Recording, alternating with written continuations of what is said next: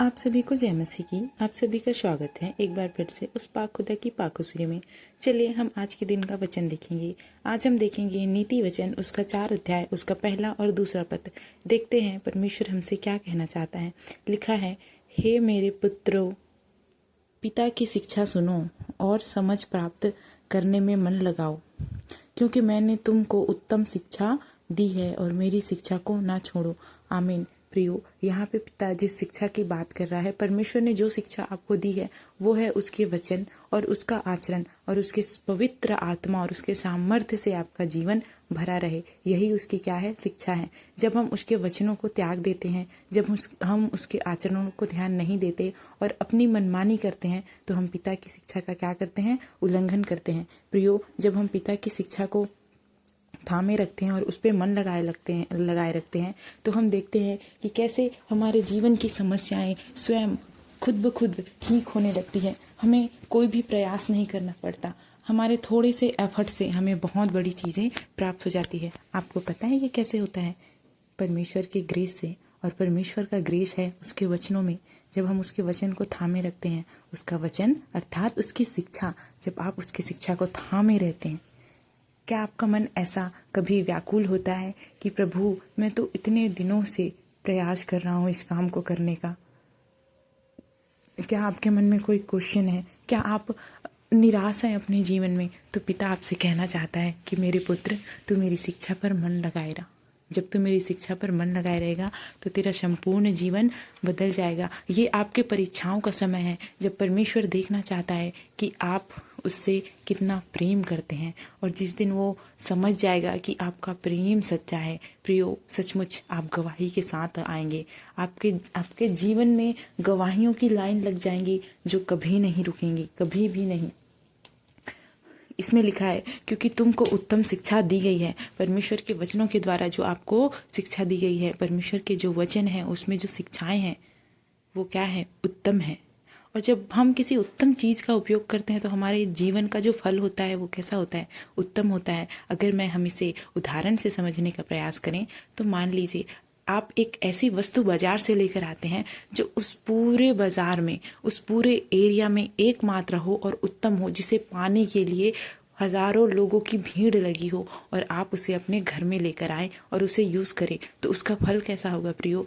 उत्तम होगा, क्योंकि वो सामान भी क्या था? उत्तम था। ठीक उसी अनुरूप परमेश्वर की जो शिक्षा है वो क्या है? उत्तम है। और जब आप परमेश्वर की शिक्षाओं को थामे रहते हैं, उस पर मन लगाए रहते हैं, उस पर चलना प्रारंभ करते हैं, तो क्या होता है? आपके जीवन के जो फल होते हैं वो कैसे होते हैं? उत्तम होते हैं। प्रियो, आनंद मनाएं, क्योंकि ये आनंद की बात है, ये ताज्जुब की बात नहीं है कि कैसे यह जो वचन है आपके लिए निकला है। ये आज के दिन का अद्भुत वचन है। आपको आज ज़्यादा से ज़्यादा वचनों में बढ़ने की आवश्यकता है। ये पिता की आपके लिए क्या है? आज्ञा है। अब ज़्यादा से ज़्यादा वचनों में बढ़े, प्रार्थनाओं में बढ़े, उसके शिक्षाओं में बढ़े। फिर आप देखिए कैसे आपके जीवन के जो सड़े हुए फल हैं, जो निराशा है, जो कड़वाहट है, जो निंदा है, जो अनिद्रा है, जो तनाव है, जो टेंशन है, वो क्या होते जाएंगे? खुद ब खुद दूर होते जाएंगे। कैसे? देखिएगा, जब आप उसके शिक्षाओं पे मन लगाएंगे, उसके शिक्षाओं पे मन लगा के उस पर आनंद करेंगे ना, तो देखिए आप देखेंगे कि आपके जीवन में हर एक फल उत्तम होगा, हर एक काम उत्तम होगा। जिस भी काम को आप करने जाएंगे उसका फल कैसा होगा? उत्तम होगा। पिता आपसे बहुत प्रेम करता है प्रियो। आज के दिन परमेश्वर ने आपको वचन दिया है। कमेंट में आमीन लिखते हुए वचन को ग्रहण करें। जोर से चिल्लाते और चीखते हुए इन वचनों को आप क्या करें? ग्रहण करें, क्योंकि पिता आपसे बेहद प्रेम करता है। परमेश्वर का वचन जीवित वचन है और उसके वचन में लिखी हुई कोई भी चीज़ कभी भी अधूरी नहीं होती है। प्रियो, ये मजाक नहीं है, इसे सीरियसली लें।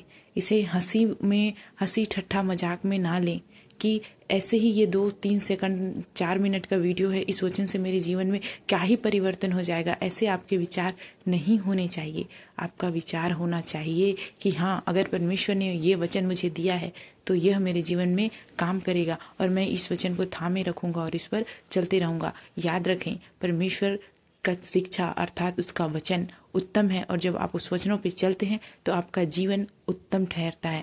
आप हर ऊंचे स्थान, उस ऊंचे स्थान पर खड़े किए जाते हैं जहाँ पे आप कभी कल्पना नहीं कर सकते, क्योंकि परमेश्वर हमें जब इतना सुंदर वो बनाया है, जब उसने इस पूरी धरती को इतना सुंदर बनाया है, तो सोचिए उसने आपके लिए क्या कुछ सोच के नहीं रखा होगा।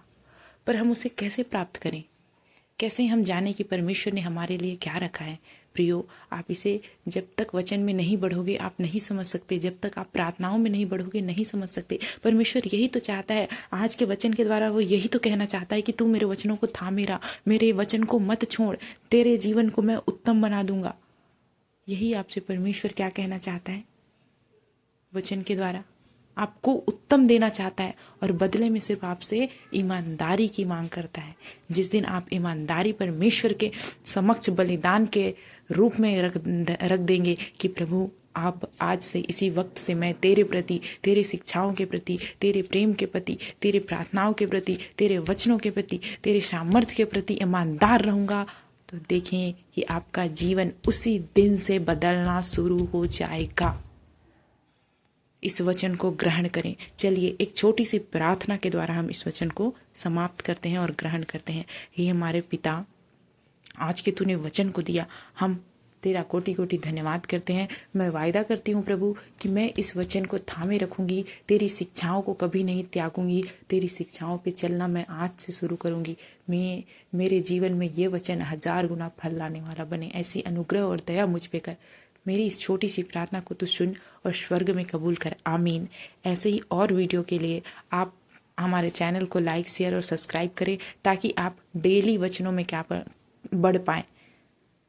तब तक के लिए आप सभी को जय मसीह की।